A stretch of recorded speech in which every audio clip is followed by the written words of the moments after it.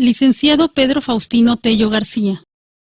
Arquitecto y periodista. Además cuenta con estudios en filosofía y composición musical por parte de la Universidad Nacional Autónoma de México.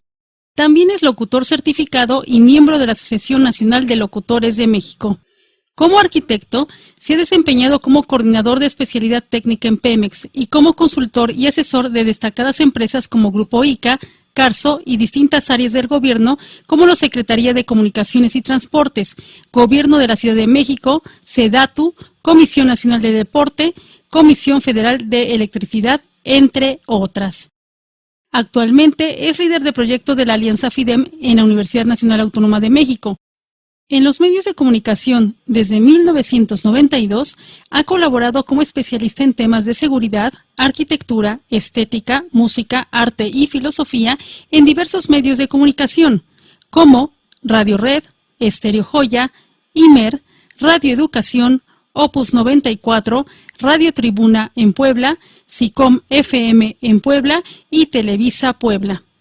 Actualmente es director ejecutivo de la estación de radio por internet Radio Sofando y director de noticias y multimedios de Radio Sofando, que difunde el pensamiento filosófico para todo público desde México para todo el mundo.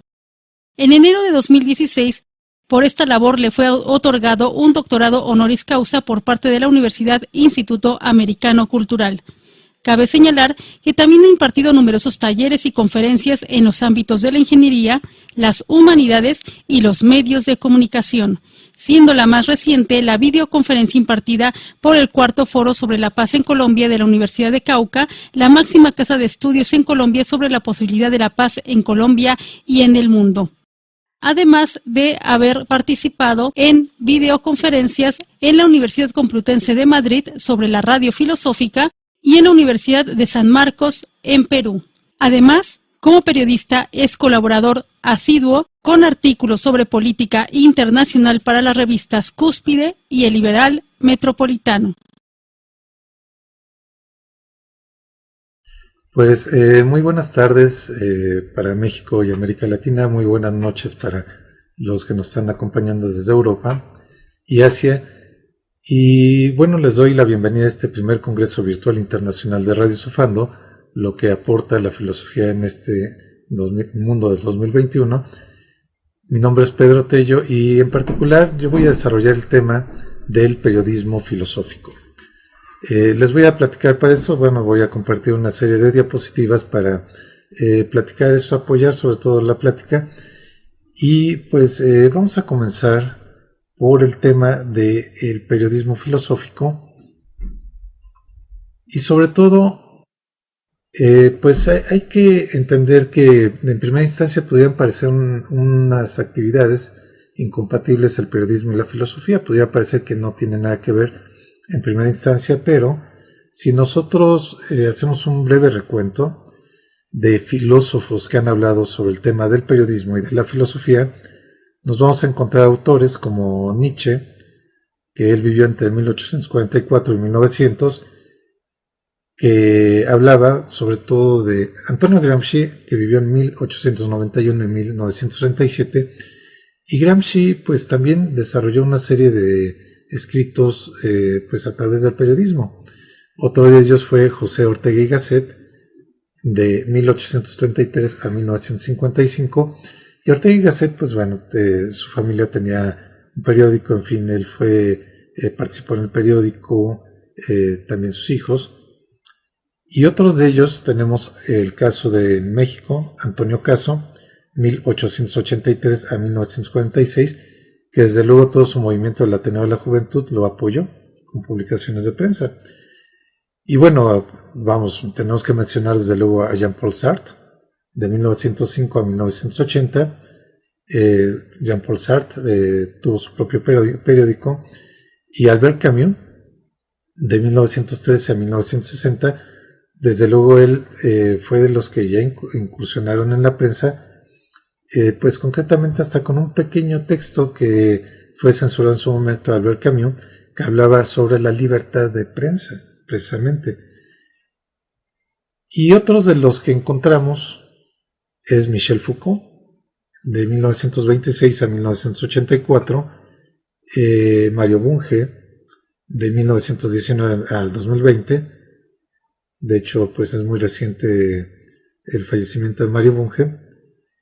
Y otro de los que ha hablado de esto es Noam Chomsky, el norteamericano Noam Chomsky, de 1928 y a la fecha.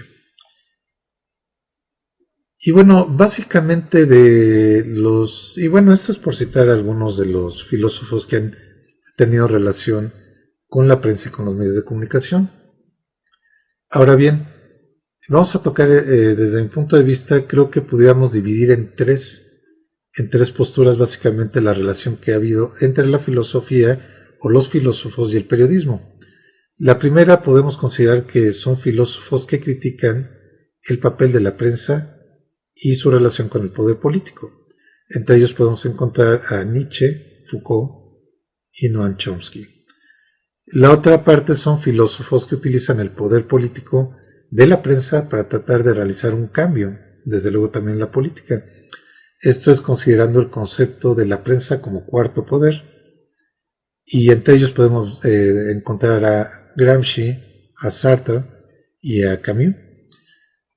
Ahora, este concepto de la prensa como cuarto poder es un concepto interesante porque si acudimos a Montesquieu, en el espíritu de las leyes, Montesquieu pues es otro filósofo que nos habla de que para evitar un poder tiránico o un poder absoluto que se preste a la corrupción y a la degradación de la sociedad, pues encontramos que precisamente lo dividió en tres poderes, que es básicamente la constitución de los estados modernos, Montesquieu, que es el poder ejecutivo, que está representado por primeros ministros o presidentes, el poder legislativo, que está básicamente representado por diputados, senadores, básicamente son parlamentarios, que en su sentido estricto tendrían que ser representantes populares, y el poder judicial, que son básicamente jueces, que son los que aplican las leyes.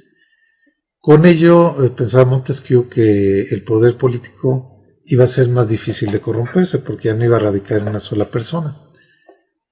Ahora bien, si nosotros analizamos el caso de la prensa como cuarto poder, digamos que es un poder político independiente. ¿Por qué? Porque la prensa propiamente correspondería a la opinión pública, y la opinión pública pues desde luego estaría desarrollada sobre todo por civiles, a diferencia de lo que puede ser el poder ejecutivo judicial y el poder legislativo, que son básicamente a través de partidos políticos.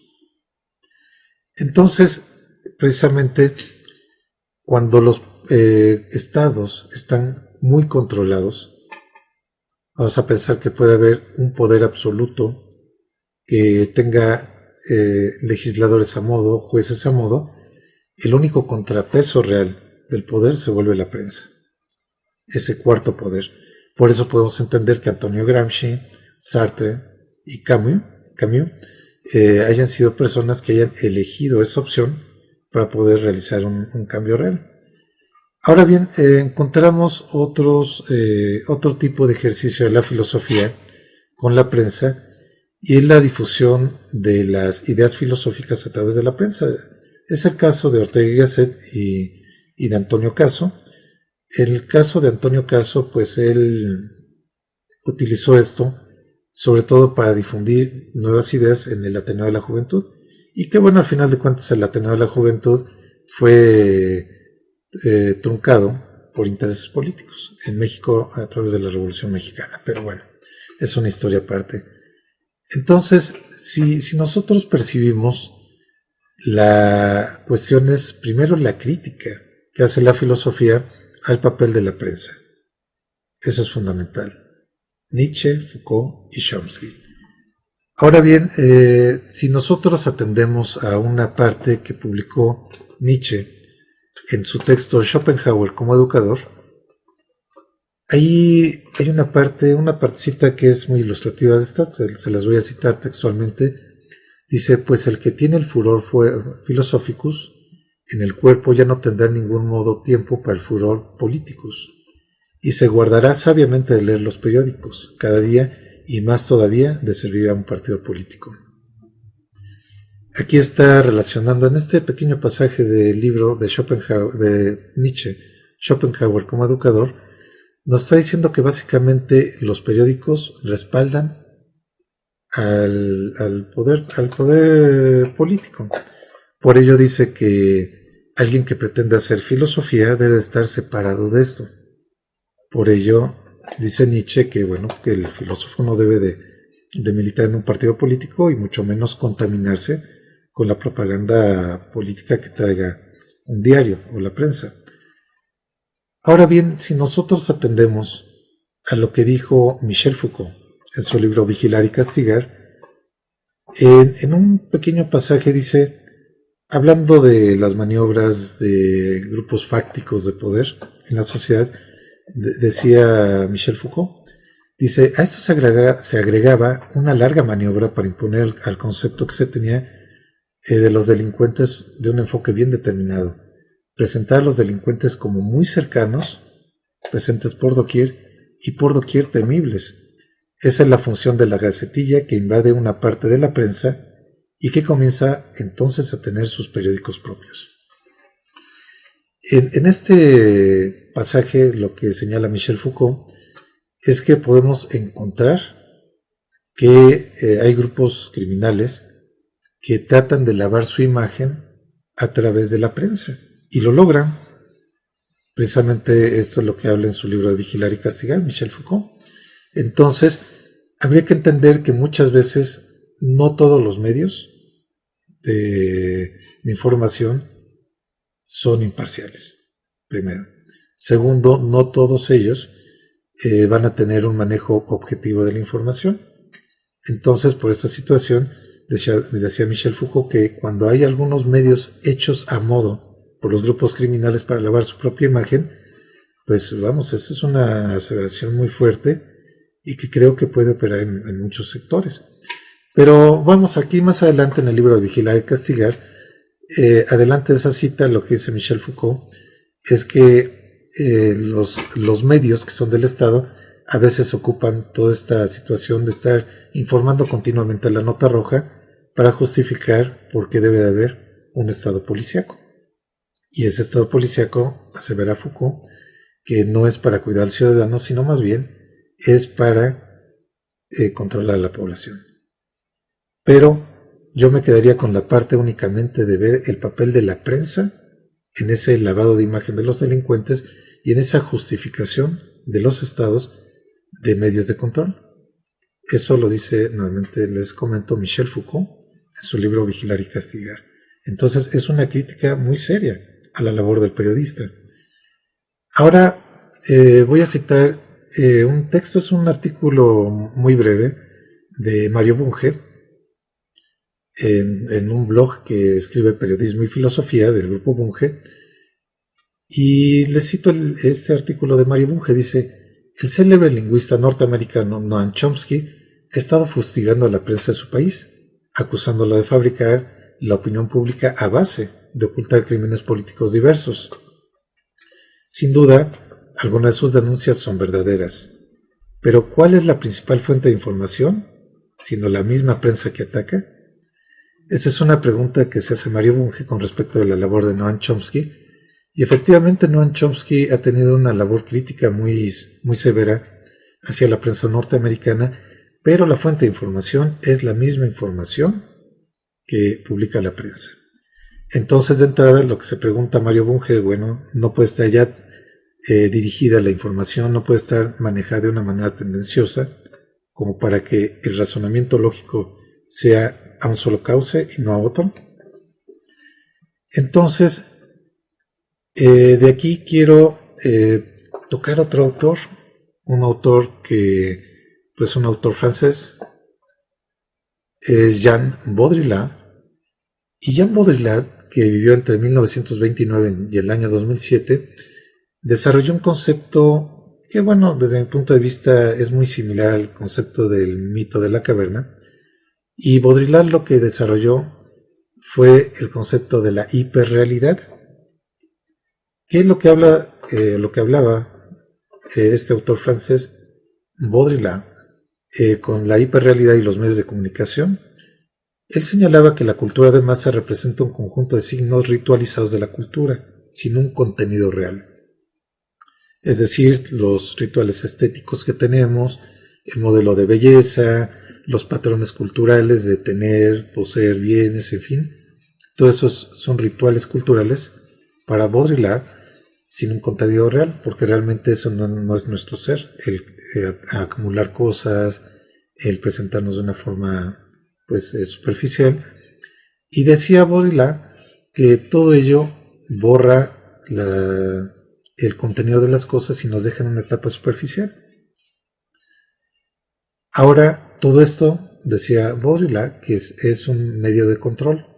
Llega a la misma conclusión que Foucault, que todo esto es para un medio de control a través de los medios de comunicación, y todo esto lo que genera es una hiperrealidad, es decir, una cáscara de la realidad que no es lo que nosotros vivimos, sino más bien lo que los estados pretenden que nosotros consideremos como la realidad.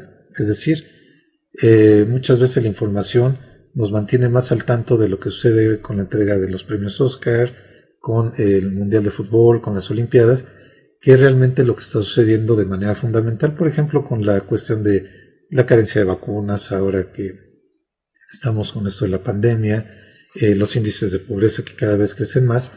Entonces el Estado nos trata de formar un concepto de hiperrealidad para ocultar la realidad. Esto básicamente decía este autor francés, Jean Baudrillard, que es una simulación que continuamente hay que estar alimentando, y de ahí pues uno de sus libros más conocidos de Jean Baudrillard, que es La Guerra del Golfo, no ha sucedido. Decía Baudrillard que realmente esto fue una estrategia muy mediática, donde se presentaron sucesos, se exageraron, para tratar de convencer al votante, al contribuyente norteamericano de una guerra del Golfo. Y bueno, de aquí, si atendemos esta situación de Noam Chomsky y de Jean Baudrillard, nos vamos a dar cuenta que pues realmente no podemos confiar al 100% en las noticias tal y como las escuchamos, porque desde la misma selección de noticias puede estar direccionada a querernos convencer de algo, querer justificar una situación, en fin, querer generar una hiperrealidad. Y si atendemos a lo mismo que también señaló Michel Foucault, esa situación a lo que nos lleva,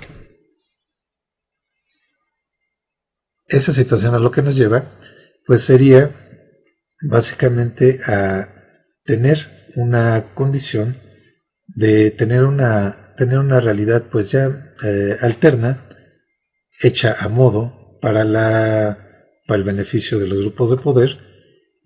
Y al final de cuentas, creo que en ese sentido, pues lo que estaríamos obligados a entender primero la prensa dentro del ejercicio del poder. La filosofía, durante muchos años, desde la filosofía clásica en los griegos, se ha ocupado de tratar de entender la naturaleza del poder. El mismo Platón, en su libro de la República, pues abordó el tema.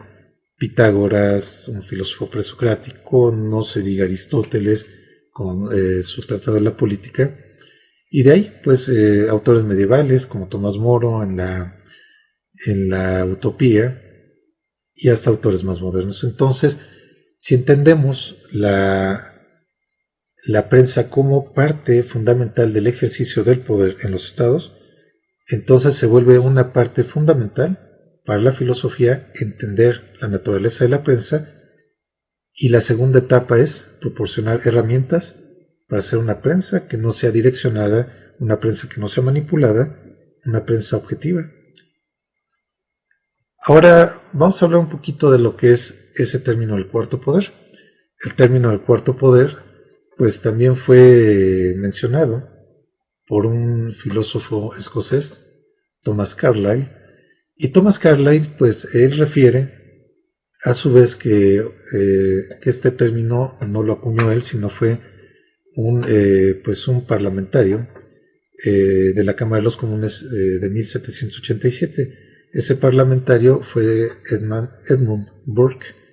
Y Edmund Burke, pues según lo que relata Thomas Carlyle, señala que en su discurso de 1787 dijo que había 3 poderes en el Parlamento, pero señaló a la tribuna de donde estaba la prensa, que era donde se sentaba, y dijo que ahí estaba el 4.º poder, que era el más importante de todos ellos. Todo esto lo dijo Thomas Carlyle en alusión a ese discurso de Edmund Burke. Y esto de volver a llamar la atención en la prensa como el 4.º poder nos podría dar mucha luz de por qué algunos filósofos trataron de hacer un cambio en su momento histórico desde un poder independiente, como Antonio Gramsci, como Jean-Paul Sartre o como Albert Camus.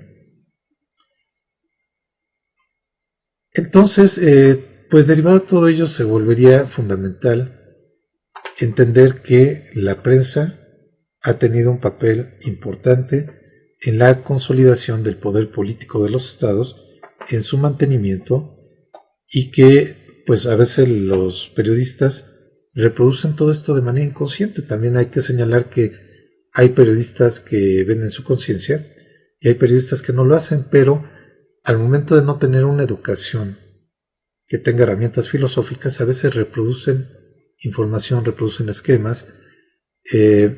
Aquí de hecho, pues nada más me gustaría hacer un paréntesis, que mucho de cómo trabaja el periodismo actualmente es a través de agencias internacionales y agencias nacionales. Entonces, en las agencias nacionales, desde luego es imposible que un periodista esté metido en todos los asuntos a nivel nacional las 24 horas. Entonces se requiere de que una agencia especializada que cubre, por ejemplo, la prensa de presidencia, la fuente de la presidencia, vaya e informe qué fue lo que dijo el presidente, otro sector informe qué fue lo que dijo la Cámara de Diputados, otro de senadores, en fin. Se maneja generalmente por fuentes nacionales e internacionales. Entonces, muchas veces, dependiendo de la ideología o la idiosincrasia del comunicador, es la información que obtenemos. Y esto, insisto, puede ser incluso hasta inconsciente. Vamos a pensar, si el periodista tiene una tendencia de derecha, aunque no lo sepa, va a criticar todo lo que emane de gobiernos de izquierda. Y viceversa también. Si el periodista tiene una tendencia de izquierda, va a criticar todo lo que emane de los sectores de derecha del país, sin que necesariamente la información sea mala, sino que más bien se ensucia, se hace toda una serie de distorsión alrededor de los sucesos pues periodísticos, y esto al final lo que contribuye es a generar una opinión pública distorsionada. Si generamos una opinión pública distorsionada, lo que vamos a hacer es direccionar a la sociedad a que pues siga validando lo que requieren los estados. Y muchas veces ni siquiera sabemos como sociedad hacia dónde va un estado o cuáles son los intereses que realmente busca un estado. Ahora bien, nosotros en Radio Sofando pues hacemos noticias, desde luego con un método filosófico distinto, desde luego, al método del periodismo tradicional. No quiere decir que el periodismo filosófico no tenga herramientas del periodismo tradicional, claro que las tenemos. Se señala, por ejemplo, el obtener la fuente de información de una fuente confiable, corroborar los hechos con varias fuentes a fin de saber qué tanto puede ser una parte subjetiva de algún hecho o incluso hasta hechos sin confirmar. Entonces, todo eso es parte de la metodología del periodismo tradicional que se retoma en el periodismo filosófico. Pero el periodismo filosófico, además de eso, trata de aportar herramientas adicionales. Ahora pues vamos a darles algunos conceptos que nosotros hemos desarrollado. Y bueno, vamos a partir primero de lo que es la necesidad de información. ¿Por qué es tan importante para el ser humano informarse? Porque la información es lo que nos permite tomar decisiones. Nosotros tomamos decisiones diariamente, todos los momentos. Ahora, si tomamos una decisión con base en información equivocada, eso nos puede afectar seriamente. Entonces de ahí que la información se vuelva una herramienta vital para la sobrevivencia del ser humano y de la sociedad. De manera profesional se hace a través del periodismo, la información. Ahora voy a acudir a la definición que da la Real Academia de la Lengua Española sobre el término de periodismo y señala que es la actividad profesional que consiste en la obtención, tratamiento e interpretación y difusión de informaciones a través de cualquier medio escrito, oral, visual o gráfico. Entonces, de esta definición que da la Real Academia de la Lengua Española, voy a quedarme con dos conceptos. Dice actividad profesional que consiste en la obtención, tratamiento e interpretación. Me quedo con la parte de tratamiento e interpretación. Aquí entramos un hecho de la subjetividad del periodista. ¿Por qué? Porque se tiene que tratar de una forma la información y desde luego también interpretarla. ¿Cómo la voy a interpretar? Con base en mis experiencias, en mi conocimiento, en mi educación. Y esa es la parte que hay que tener muchísimo cuidado, porque es lo que les comentaba. Si una persona tiene aversión a los movimientos feministas, ¿por qué? Porque su formación ha sido machista e incluso sin saberlo ha reproducido esos esquemas. Es obvio y es lógico que cuando lo manden a cubrir una nota donde se vea que va un grupo de feministas lanzando consignas, pidiendo cierto tipo de demandas sociales, quizá esa persona no sea la más indicada para cubrir esa nota. ¿Por qué? Porque pues quizá a lo mejor haga énfasis en que esos grupos destrozaron una fuente, hicieron grafitis en un comercio. Entonces la manera de cómo va a presentar la nota se va a cargar elementos negativos y al final de cuentas todo esto es por una cuestión inclusive hasta inconsciente de cómo trató e interpretó el hecho. Ahora bien, voy a también a dar la definición de noticia que da la Real Academia de la Lengua Española, y la definición de noticia la da en cuatro partes, pero me voy a quedar con la primera. La primera definición es información sobre algo que considera interesante divulgar. La segunda es un hecho divulgado. La tercera, un dato o notificación nuevos, referidos a un asunto o una persona. Y la cuarta es noción o conocimiento sobre una materia o sobre un asunto. De ahí la parte que yo quiero rescatar es la primera. Información sobre algo que considere interesante divulgar. Entra nuevamente un criterio de subjetividad del informador o del periodista.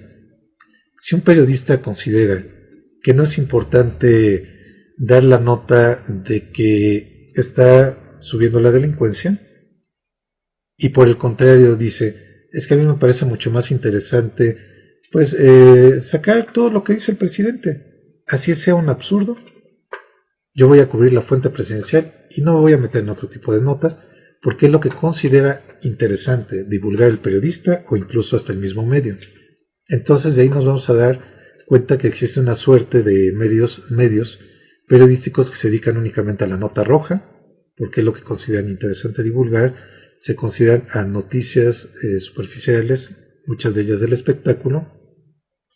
¿Y qué es lo que vamos a ver? Que todo eso también tiene una retribución para el Estado, porque hay estados que dicen que la gente se entretenga con la vida de los famosos, que la gente se entretenga con la nota roja, en lugar de que me cuestionen, ¿no?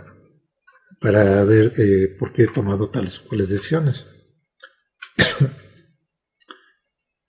Ahora, si ya dejamos sentado que hay un tratamiento subjetivo de la información, pues quiero llegar a otro concepto básico, que es cómo se redacta una noticia. Aquí voy a tomar la estructura clásica de la redacción de una noticia, y esta es lo que se conoce en información como la pirámide invertida. Esta redacción de la noticia como la pirámide invertida, aquí nada más como paréntesis les voy a decir dónde se originó. Se originó en la Guerra Civil Norteamericana, y tiene las siguientes características.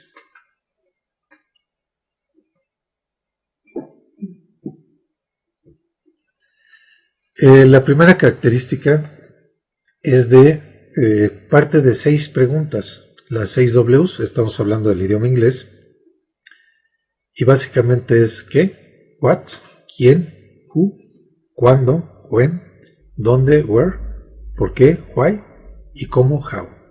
Contiene esas 6 preguntas la W y por eso es que la forma de redacción de esta noticia es, como lo están viendo en pantalla, como la pirámide invertida. El título va a ser lo más importante. Robo de un banco en la colonia Roma por 50 millones de pesos. Entonces, se supone que el título debe de dar una información muy rápida de lo que pasó. Todo eso tiene fines de venta de la noticia para que la gente le atraigan. De hecho, los encabezados a 8 columnas, que son los que venden las portadas de los periódicos, se entiende que es la noticia de mayor impacto, de mayor venta, por lo tanto. Pero si nos vamos a esa redacción de qué, quién, cuándo, dónde, por qué y cómo sucedió, pues es donde tiene que estar la entrada. Se tiene que decir qué fue lo que pasó. El robo del banco. ¿Quién fue? Pues fue un grupo, un comando armado, en fin. Si se tienen nombres, se dan nombres. ¿Cuándo? El 5 de mayo del 2020. ¿Dónde? En el banco ubicado en la esquina de esta calle con esta calle. ¿Por qué? Pues muchas veces en el por qué no se dice por qué fue. Nada más se dice qué fue lo que pasó, porque el por qué implica una mayor investigación. Ahora el cómo es el desarrollo. Se dice, era tal hora de la tarde cuando venía en una camioneta de tales características, se presentaron al banco 6 sujetos vestidos de tal forma con armas de grueso calibre. Bueno, todo eso conforma el cuerpo de la noticia, pero si nos damos cuenta desde el título hasta quién, cómo, cuándo y dónde, se va haciendo más corta la información al hecho de llegar a los detalles. Los detalles ya son muy pocos. ¿Por qué? Porque todo esto a lo que tiene es una técnica para presentar un cúmulo de noticias y de información rápida, pero esta técnica no permite hilvanar las noticias, no permite encontrarles un contenido. ¿Por qué? Porque como los detalles ya quedan al último y ya quedan con muy poco texto, como es la redacción de la pirámide invertida de la noticia, pues resulta que quizá de 10 párrafos que le dedicó el reportero a la noticia, nada más el último diga, y bueno, esta noticia de este robo de este banco tiene que ver con los últimos 10 robos que ha habido en tal sucursales o en tal ciudad. Hasta ahí lo dejan. Entonces eso hasta ahí se queda, y al quedarse hasta ahí ya no da posibilidad de que el lector o aquel que escucha reflexione qué es lo que está pasando, porque quizá puede haber una banda que ya opere de una manera muy particular y que esto nos afecta a nosotros. Entonces esa pirámide invertida de noticias está diseñada para ya no profundizar. ¿Por qué? Porque quizá no les interesa que la gente profundice y se empiece a preguntar. ¿Por qué no les interesa esto? Porque eso puede generar preguntas incómodas para los gobiernos, para los estados, porque la pregunta es, oiga señores, si esto es parte de un modus operandi de una banda, entonces ¿qué han hecho para detenerla? ¿Por qué siguen operando? ¿Por qué no hay denuncias? ¿Por qué las denuncias se han estancado? En fin, entonces esa pirámide invertida está diseñada para que esas preguntas incómodas se reduzcan al mínimo.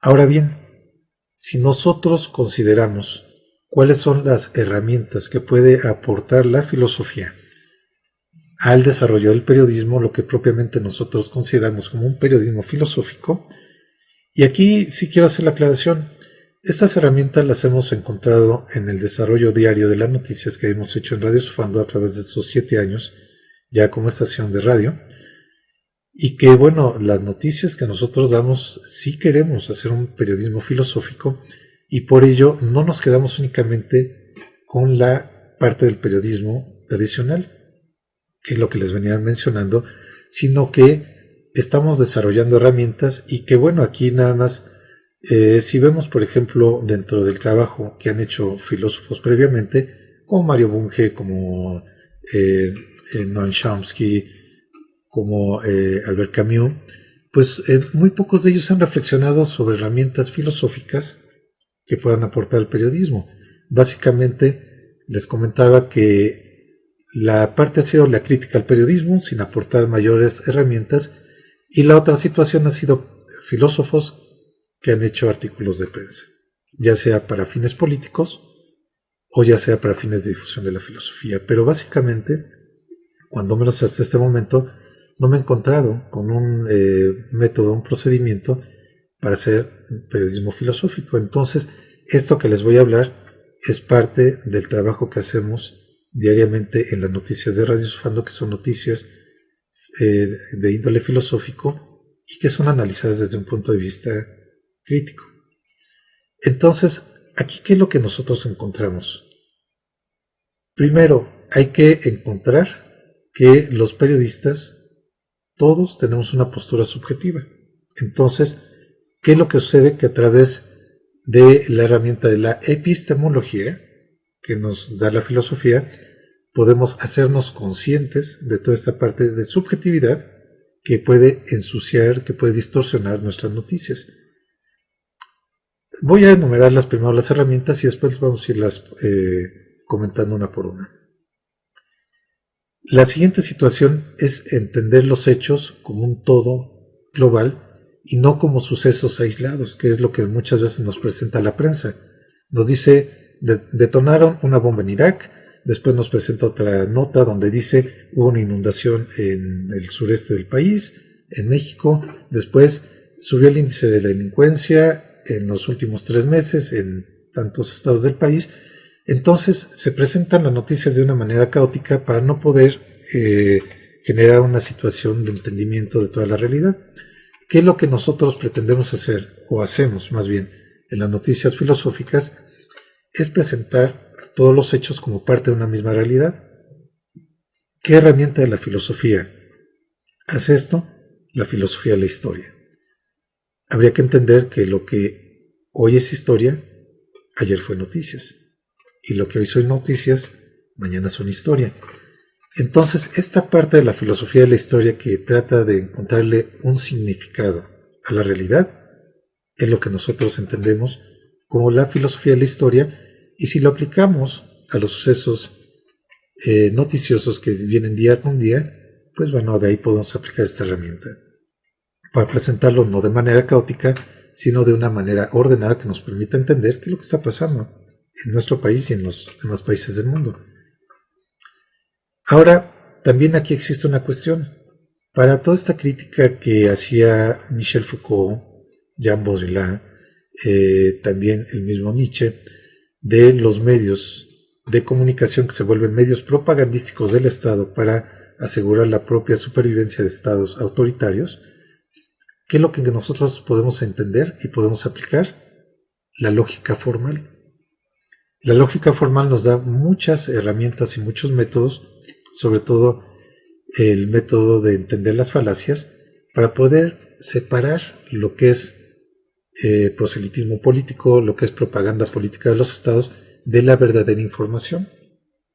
Con ello, utilizando la herramienta de la lógica, podemos diferenciar los hechos y sobre todo tratar de mostrar la información de una manera más limpia, lo más limpia posible.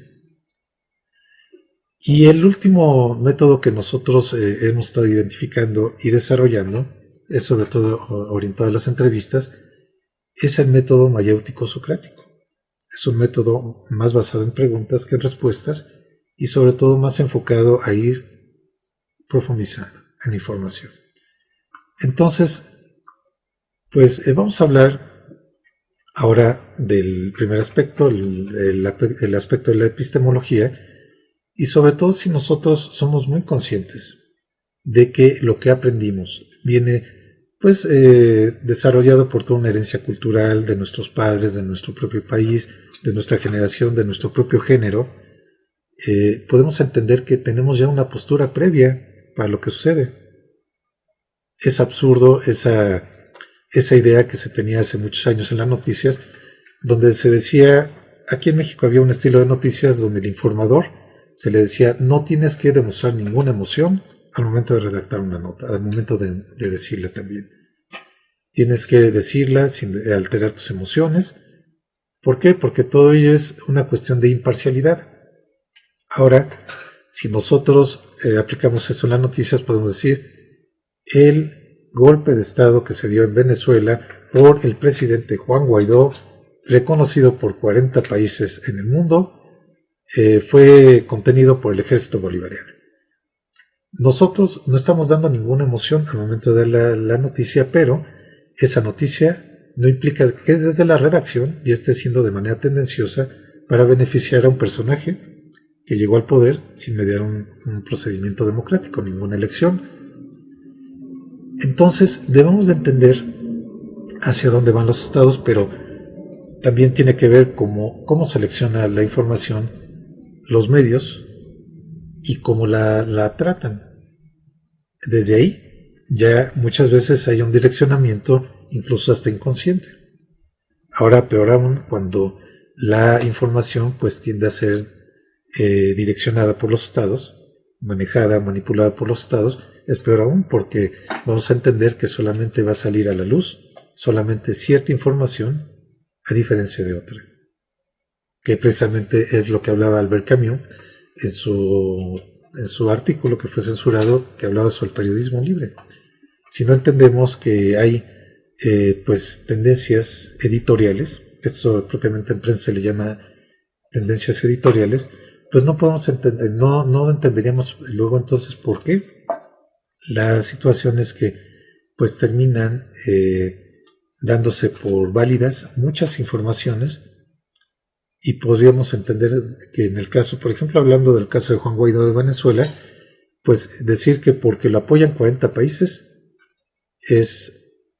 o más de 40 países, es un presidente válido, siendo que la constitución de su país no dice que un candidato que sea apoyado por 1 o 100 o 200 países tenga la representación.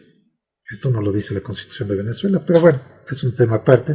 Pero eso tiene que ver, si ustedes que nos escuchan ven o googlean o buscan esta noticia, se van a dar cuenta que hay ciertas agencias de noticias que tratan así todas estas notas. Pero bueno, pero señalo, vuelvo a insistir que la epistemología, si se aplica para entender la subjetividad que todos nos involucra, podemos entender que ninguno de nosotros es objetivo.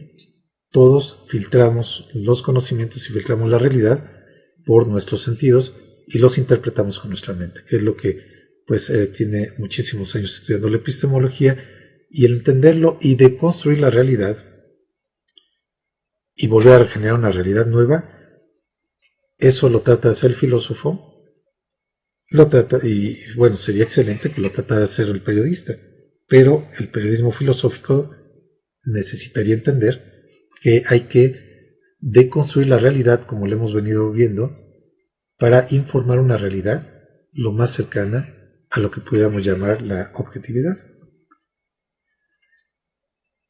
Ahora vamos a partir ahora de la otra herramienta que se llama filosofía de la historia. La filosofía de la historia, nosotros cómo la hemos entendido y cómo la hemos aplicado en las noticias, en Radio Esfando. La hemos aplicado de la siguiente manera. Primero, no es presentar los sucesos de manera caótica. ¿Por qué? Porque todo en la realidad tiene una lógica y todo en la realidad está relacionado.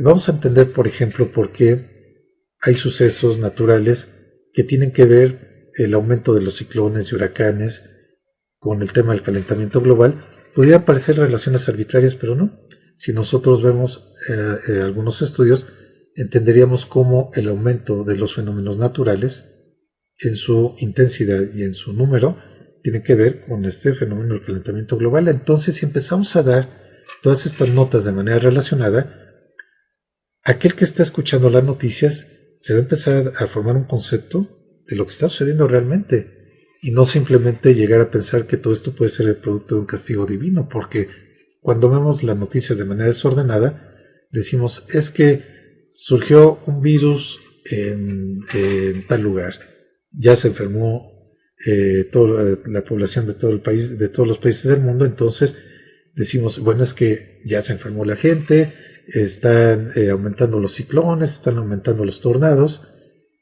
está aumentando la temperatura, hay sequías, entonces pudiera parecer que todo esto es un caos, que ya viene el fin del mundo, pero precisamente la labor del periodismo es informar, y la labor de la filosofía de la historia es tratar de entender si hay una lógica y un significado en los sucesos, o si no los hay. Entonces lo que nos encontramos en el ejercicio diario de las noticias es que mucho de esto tiene una interrelación. Y ahora viene la segunda parte de esto. No es simplemente organizarlos para tratar de darles un significado o un contenido, sino tratar de ver también la otra parte, lo que es el contexto histórico. Si analizamos el contexto histórico, nos vamos a encontrar que los sucesos ya traen una historia detrás. Por ejemplo, lo que sucede, nosotros podemos informar, hubo un bombardeo del Estado israelita en Palestina. Entonces, si nosotros empezamos a analizar la historia de estos dos pueblos, Israel y Palestina, podemos entender por qué las fricciones han llegado hasta ese punto, ¿no? De encontrar atentados de cuchillo de manera muy cotidiana, encontrar atentados de carro bomba. ¿Por qué? Porque la historia nos brinda herramientas. Y esa pirámide invertida de la comunicación, de la noticia, ya no es una pirámide invertida, sino que más bien sería una pirámide normal, porque empezaría la noticia por aquí y el análisis nos va llevando a abundar hasta entender por qué está pasando todo eso. Por qué hay algunos partidos que siguen el poder, por qué hay algunos gobiernos que siguen legitimándose, y lo que sucede, por qué hay países europeos que están tan interesados en lo que sucede en Medio Oriente, en África, por qué Estados Unidos está tan interesado en lo que sucede en América Latina. Si no entendemos la historia, si no la relacionamos con las noticias, jamás vamos a entender por qué pasa esto. Y también sería ingenuo pensar que al momento de haber un cambio de presidente en alguno de estos países, pues va a cambiar esta situación. Es una cuestión ya histórica. Todo esto nos lleva a entender que los sucesos históricos están interconectados, y luego entonces las noticias son producto de esa historia y también son el antecedente de la historia futura. Luego entonces la filosofía de la historia es una herramienta básica para poder hacer periodismo filosófico. Ahora vamos a hablar de otra herramienta, que es la lógica formal. Y dentro de la lógica formal, sin ánimo de ser muy técnico, quiero exponer algunas falacias en las que incurren diariamente algunos actores de la política, actores de la opinión pública, para informar. Muchas veces el comunicador o el periodista recoge únicamente los testimonios, pero al no ahondar en ellos, no se da cuenta que está reproduciendo una propaganda de Estado, y que todo esto tiene la finalidad de constituir un Estado sólido, un Estado que muchas veces aplaste o apabulle a todas las opiniones críticas, lo que criticaba precisamente Michel Foucault en su libro Vigilar y Castigar, los estados que controlan a la prensa para presentar incluso hasta el crimen organizado como una imagen aceptable. Aquí, por ejemplo, encontramos mucho de lo que sucede en las noticias y en las expresiones diariamente, la falacia ad hominem, que consiste en atacar a la persona y no al argumento. Una persona puede decir, el gobierno está haciendo mal las cosas, el gobierno no está contribuyendo a lo que es el beneficio de la salud, el beneficio de la economía para todos. ¿Qué es lo que sucede? Sale al siguiente día el funcionario que se siente atacado a decir, es que ese periodista o ese comunicador resulta que es pagado por los grupos conservadores.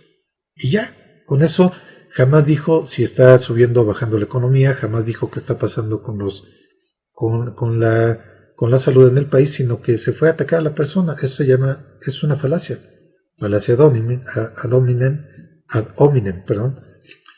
Ahora, voy a mencionar varias, están en pantalla para que ustedes las puedan ver. Por ejemplo, malinterpretar o exagerar un argumento de una persona para debilitar su postura, en la que se conoce como hombre de paja, ridiculizar básicamente aquel que lo critica, tomar una pequeña parte para generalizar el todo. Esa se llama la falacia de generalización apresurada. Vamos a poner, es muy común que digan, voy a poner un ejemplo no mexicano, sino de Estados Unidos. Dicen, encontraron un grupo de pandilleros de origen latino que se dedicaban al robo de partes automotrices. La siguiente noticia es, encontraron un grupo de latinos que se metieron, o de personas de origen latino, que se metieron a robar una casa. Entonces toman estas dos pequeñas noticias para exagerar la situación y una animadversión hacia los grupos latinos. De esto fue lo que hizo su campaña el expresidente Donald Trump. Habría que ver cualquier cantidad de comentarios que hizo sobre eso, y que además la prensa, al momento de reproducirlos tal cual, contribuyó a alimentar esa propaganda de Estado. Y bueno, de ahí existen más falacias, tenemos aquí en pantalla de lo que es la lógica. Y bueno, por ejemplo, la falacia más común, la falacia ad populum, él considera que porque un suceso lo repiten varias personas, resulta que es real. Vamos a poner el caso, cuando dicen, es que toda la gente dice que los migrantes son malos, la gente dice que los que vienen a robar aquí a la Ciudad de México son bandas de América Latina, que son migrantes que van pasando, que vienen a robar, a distribuir drogas. Cuando la gente dice, es que tú no criticabas a los gobiernos anteriores y ahora sí criticas a entonces no tienes derecho a hablar. Es una falacia. Esto no tiene que ver con la falacia ad populum. Bueno, un poco sí, porque la ponen en grupos multitudinarios de redes sociales para tratar de apabullar opiniones distintas, pero también eso tiene que ver con la falacia de atacar al hombre y no al argumento. Entonces, pues ahí en el material que vamos a dejar como parte de las memorias de este primer Congreso Virtual Internacional de Radio Sufando, va a estar esta presentación, y que bueno, estos son algunos ejemplos de todo lo que son las falacias. Ahora, ¿todo esto por qué se da? Aquí también esto hay que saber identificarlo. Algunos estados, algunos países, manejan toda la información y luego entonces las noticias con fines propagandísticos. Hay medios del Estado, hay agencias noticiosas del Estado y hay agencias independientes. Ahora, incluso también, tristemente encontramos que hay medios informativos que se venden a los estados, o algunos otros que son cooptados por los estados. Esto todavía es peor aún, porque son amenazados los periodistas, son desaparecidos. Incluso pues aquí nos encontramos con la información que da una ONG, una organización gubernamental, Periodistas Sin Fronteras, que habla de los periodistas que han desaparecido por esta situación. Entonces, aquí creo que la cuestión, si nosotros analizamos, todo esto a qué obedece. Obedece a una cuestión donde pues hay lo que se llama los principios de propaganda, y vamos a hablar de un propagandista que fue muy famoso, muy célebre, y aunque fue muy criticado, creo que algunos estados siguen retomando algunos de los conceptos que él, no es que los haya inventado, sino que él los retomó y los ocupó para un estado, para el estado alemán. Me estoy refiriendo a Joseph Goebbels, y Joseph Goebbels hablaba de principios de propaganda de los estados para lavar la imagen del estado, para manejar la información de una manera que, pues todo esto básicamente no era información, sino era propaganda. Entonces, un periodista que pretende hacer periodismo filosófico imparcial debe de conocer cuál es la propaganda que manejan los estados. Vamos a hablar del principio de simplificación y del enemigo único, es decir, todos mis enemigos, todos los que me vienen a reclamar son conservadores. Las feministas son manejadas por los conservadores, la prensa libre es manejada por los conservadores, en fin, todos son conservadores. Ese es el principio del enemigo único. O en otras palabras, la culpa de todo la tienen los migrantes latinos, era lo que decía Donald Trump en los Estados Unidos. El crimen, la culpa la tienen los latinos, migrantes. La violencia sexual, la culpa la tienen los migrantes. La drogadicción, la culpa la tienen los migrantes porque son narcotraficantes, también decía Donald Trump. Entonces, esos son principios que realmente, insisto, no es que los haya inventado Joseph Goebbels, sino que él los recogió, los sistematizó, y a ellos se debió el éxito rotundo que tuvo en su momento Adolfo Hitler con su pueblo, antes de, de todo lo que conocemos ya históricamente. Entonces, pues son 11 principios, no voy a abundar en todos ellos, aquí se los dejo en el material, lo tienen en pantalla, y creo que de los peores es el principio de silenciar. El principio de silenciar habla de acallar todas las cuestiones que no favorecen al Estado, es decir, controlar la opinión pública, como a través de bots, a través de gente que en cuanto dice algo en contra del gobierno, te empieza a lapidar con 20 comentarios incluso hasta ofensivos, o simplemente no darte la voz en un medio, censura los artículos, en fin. Esto es triste, pero sucede. Y también el silenciar a la opinión pública también tiene que ver con repartir dinero, también hay que hablarlo claramente. Ahora también otro de esto que tiene que ver con las falacias era lo que manejaba Goebbels como el principio de unanimidad, el decir que toda la gente piensa como todo el mundo. Cuando alguien se sale de esa opinión unánime, la gente hasta se siente extraña porque dicen, oye, ¿por qué desconfías de las vacunas, no? Toda la gente se anda peleando por las vacunas, está muy mal que tú desconfías de las vacunas. Entonces, una duda legítima que puede servir para preguntarle a un funcionario por qué se tiene que vacunar y por qué hay algunas vacunas que producen trombosis y otras no. Al momento de tratar de apabullar todo con una misma opinión, la noticia se hace simplemente parcial y se vuelve al servicio del Estado. Entonces, por ello es que el periodismo filosófico debe ser consciente de todo esto, de cuándo es propaganda, cuándo son falacias y cuándo realmente es una información que tiene que ver con las personas. Todo esto tiene que ver precisamente con entender que nosotros podemos servir de manera incluso hasta indirecta del servicio del poder.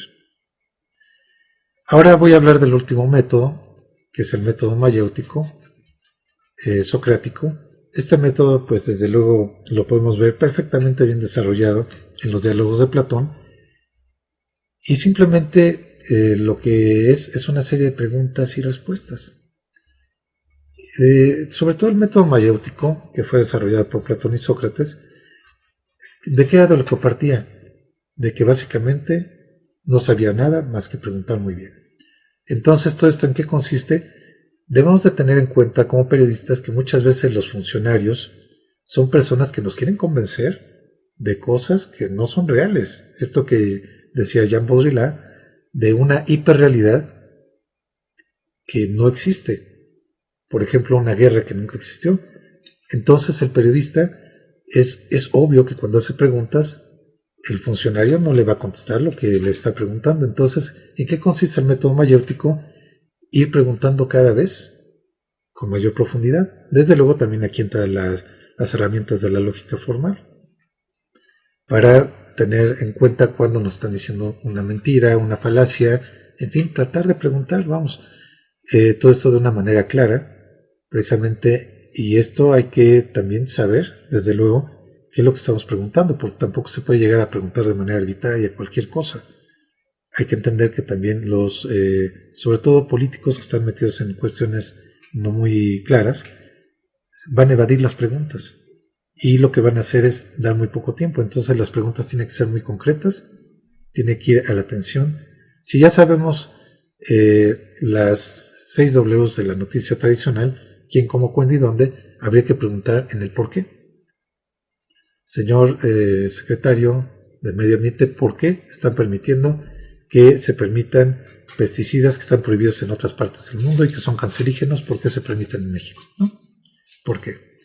Es que no sé qué, ¿por qué? usted ya dijo esto, pero esto vamos a ir más a fondo. Entonces, es el método mayéutico. Y el método, sobre todo, es un método inductivo, deductivo también, y además dialéctico. Tiene que ver mucho con las preguntas y respuestas. Y bueno, pues básicamente estas son las herramientas que nosotros hemos desarrollado en las noticias de Radio Sofando. Les invitamos a que nos acompañen en nuestras noticias que desde hace más de 7 años estamos desarrollando en Radio Sofando. Y bueno, esta ponencia la quisimos compartir con todos ustedes porque pensamos que es importante y además fundamental que todos podamos desarrollar un sentido crítico, un sentido filosófico, y esto no solamente es para filósofos, sino también para periodistas que quieran hacer un estilo de periodismo distinto al que ya se está haciendo. Y bueno, pues quedo abierto a la sesión de preguntas y respuestas y les agradezco mucho por haberme acompañado en esta ponencia para el primer Congreso Virtual Internacional de Radio Sofando, lo que aporta la filosofía al mundo del 2021.